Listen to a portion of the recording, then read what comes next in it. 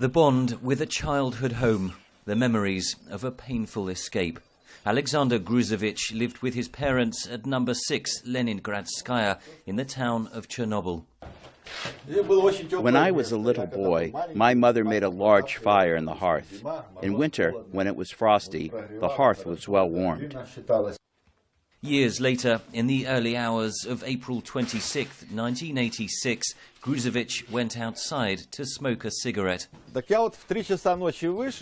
I saw something like a glow, something like a sunset. It had such a blood-red color. I thought to myself, what a very strange time for such a glow. What sun could be here at this time?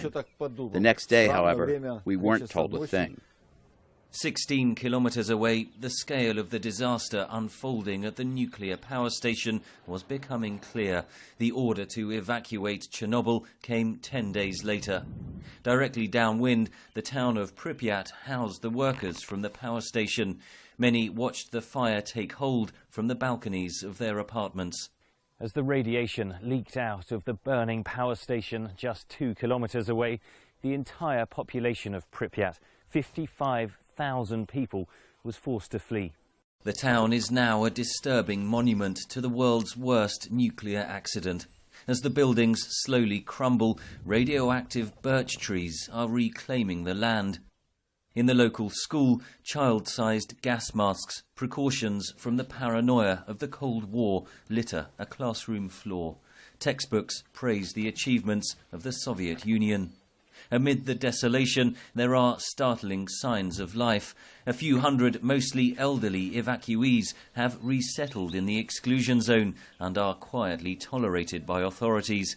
Many cultivate their own food, despite warnings that contamination rises rapidly just below the surface. Chernobyl town still houses around 3,000 people who continue to work on decommissioning the plant.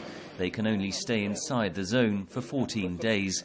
Once a week, Alexander Gruzevich travels from Kiev to work in a hospital in Chernobyl, just a few minutes' walk from his old home. My mother used to say to my father, let's come back, but they did not manage to do it. However, about a month after the accident, my father and I came to our old house. It was destroyed. The windows were broken, the doors were open. All our things were stolen. Nothing was left. Scientists say the exclusion zone won't be safely habitable for another 20,000 years.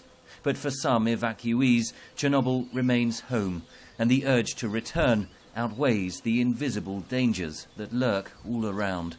Henry Ridgwell, VOA News, Chernobyl, Ukraine.